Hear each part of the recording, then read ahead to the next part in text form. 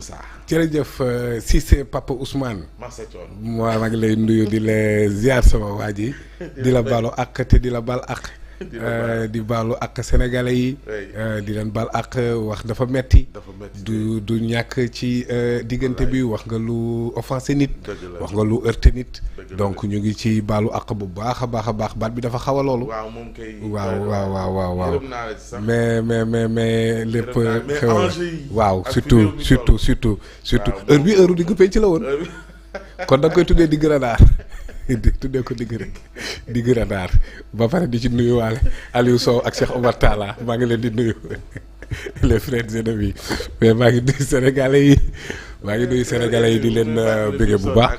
waaw actualité bi bëri na mbir. waaw def nga jukki ndax ngeen koy wooyee yéen journalistes yi sax loolu.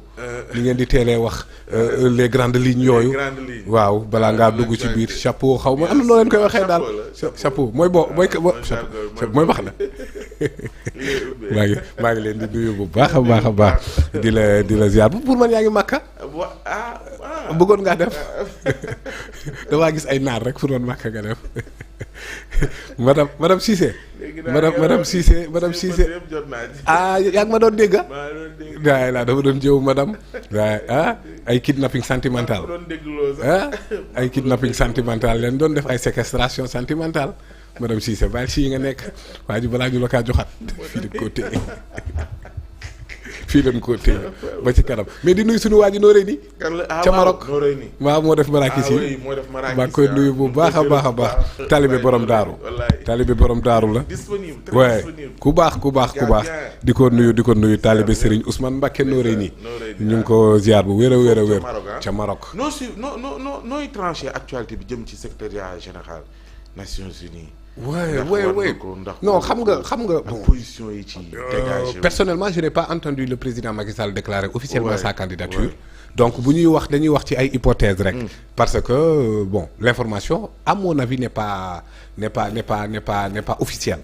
Mais j'ai vu mon ami Siré. Notre grand Siré.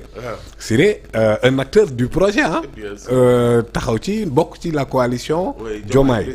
Mais approche bi mu jël man daf ma yëm parce que bi ma déggee ma ne mais finalement xanaa Macky Sall moom il fait l'unanimité nee na CEDEAO CEMAT Union européenne les pays du Golfe Siré daal cité na ñëpp ne ñoo ñëpp Macky Sall la ñu cité mais kon kay moom Macky Sall gagné na ba pare di waaw loolu du lu may mën a téye parce que it bu ñu nee diw baax na lan la ñuy njëkk a laaj fii nag moom wax dëgg yàlla Macky Sall li mu fi am ci passif waaw wax dëgg yàlla loolu pour man munoo ko gàll sa borom ba pare bëgg a dem gisaat naa beneen xarit Karim Xurum Xaq mu ni arrestation yii di am qui concerne les ministres de son régime moom nee na Macky Sall bu yóbbee dossier boobu noonu da koy crédibiliser mais quel est le rapport amul benn rapport c'est-à-dire lii xew fii nii nañ xool ndax dafa am dara lu ci jalgati yoon benn ñaareel ba mooy ay nit même bu doon sax dañ leen arrêté de manière arbitraire loolu lu muy wut ci candidature Macky Sall amu ci benn impact. Donc léegi nag candidature bu dee effective na dañuy xool moom yan atu la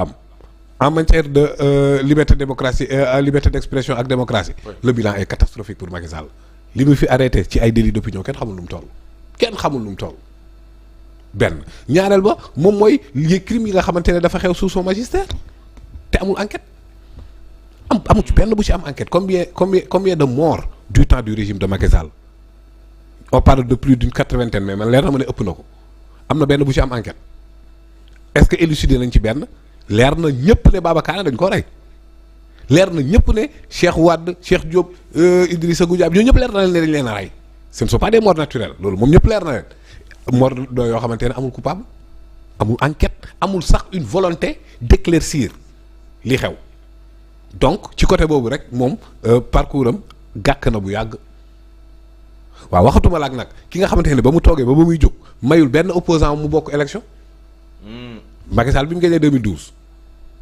2013 mu jàpp Karim Wade 2016 la ko bàyyi exilé Karim bokkul élection ba tey Khalifa Sall bi amoon envergure malgré que muy wax affaire caisse d'avance c'est vrai ou c'est pas vrai la volonté de Macky Sall c'était de l'éliminer parce que xamoon na ne Khalifa Sall aussi amoon na envergure gagné bi ñu yegsee ba 2019 mu gagné élection ya ñooñu perte aura au profil de Ousmane Sonko il l'a éliminé. Une personne d'aussi antidémocratique ñemewul affronter benn adversaire am ci élection musul am ñi am envergure ci ay élection yu mu dem jàmmarloo du Karim du Khalifa du Ousmane Sonko du kenn ku mu jàkkaarloo kooku lan la war a mën a jiite mbootaayu xeeti ki nga xamante ne la gestion d'une nation a failli sombrer ñu jox ko les Nations Unies loolu xel nangu na ko benn nation lañ ko jox la nation a failli sombrer et elle a même sombré parce que nation bokkul ak état nation mooy li Senghor doon wax le commun vouloir de vie commune maanaam bokk gi ñu war a bokk ci dund ensemble Macky Sall bi muy jógee ci réew mi dafa divisé donc il n'a même pas consolidé une nation comment on peut le confier les Nations Unies sama xel nanguwu ko te fooguma ne mbootaayu xeet yi seen xeet nangu na ko ba demal xool ay Boutros Ghali demal xool ay Kofi Annan xoolal ñeneen ak ñeneen ñi nga xamante ne da ngay xool seen jaar-jaar ndax am na kenn ku ci am passif bu ni toll amul beneen bi nag moom mooy bul fàtte le dossier qu'il a au niveau de la CPI. waaw wax ni dossier dara du mujj fenn. ah déedéet Juan Branco jëlul ay feuilles yu doon naaw ci mbedd mi mu kii leen de déedéet forul ay journaux yu yàgg confectionné ko dem yóbbu CPI déedéet ce sont des morts réels.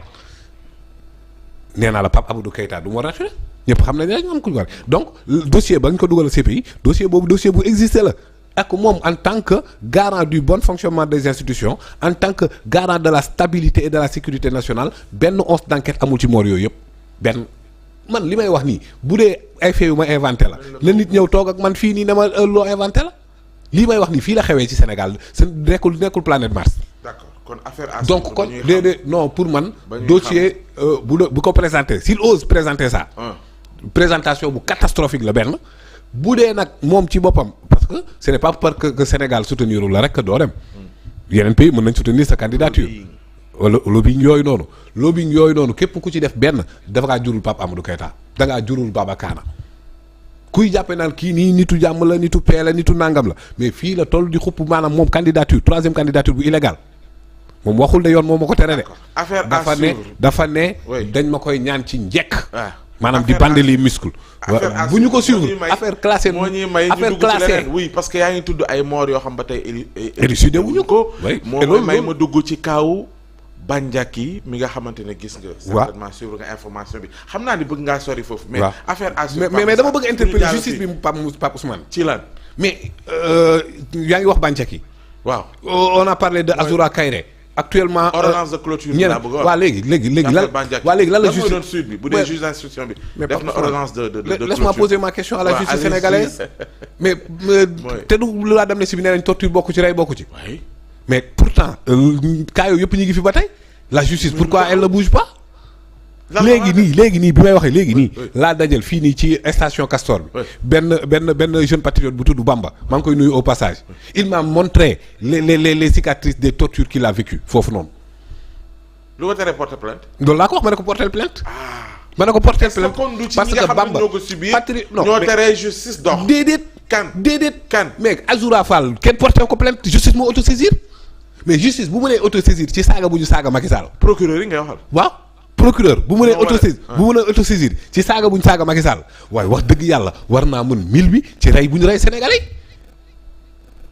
waxuma maanaam Azoura reyul kenn. waaye Kairé reyul kenn teewut procureur autosaisir na ci mbiram waaw lu tax Pape Amadou Keïta mënul porter plainte Babacar mënul porter plainte ñii ma lay wax ni ñu ngi bar sàq ci image yu justement la justice doon wax ni y a eu des images yu existé yu wane. mais lan la ñuy xaar pour autosaisir ci cas yooyu noonu lan la ñuy xaar léegi nag Bamba mi ma dajeel léegi moom nee naa ko mu porter plainte moom te dama koy gunge mu porter plainte. te identifié na ñu ko def loolu.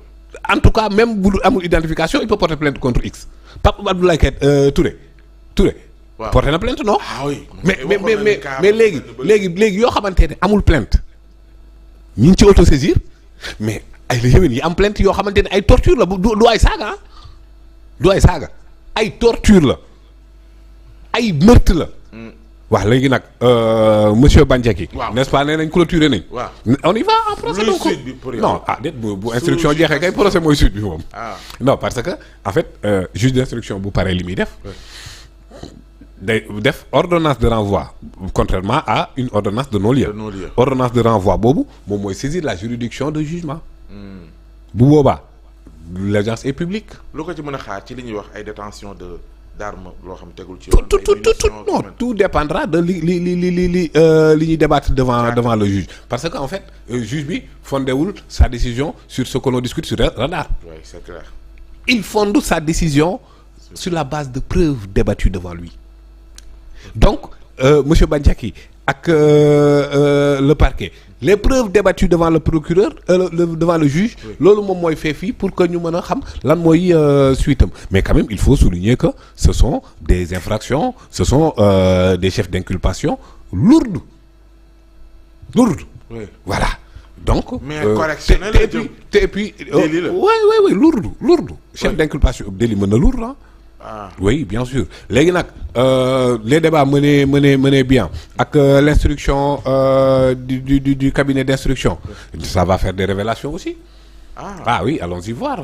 Mooy sur la chaîne de responsabilité. L'audience est publique Pape Ousmane, vous serez là-bas. Oui, d'accord. Oui. Boo wax ni mën na am waaw mais bien sûr Bandiaky il s'y connaît. ay déballage. Bandiaky il s'y connaît. Xam na. Bandiaky xam na. mooy ñi nekkoon derrière. xam na. mel ni Dame Mbodj lu koy intéressé la. Ah par exemple parce que Dame avait déposé plainte. bul fàtte loolu aussi. te déposé wu ko aussi sur la base de ay journaux yu doon naaw mu jàpp te sur la base des faits réels. Voilà donc yooyu noonu yëpp après ça va élucider. pour man ces cas de torture yi ñuy wax ni yëpp.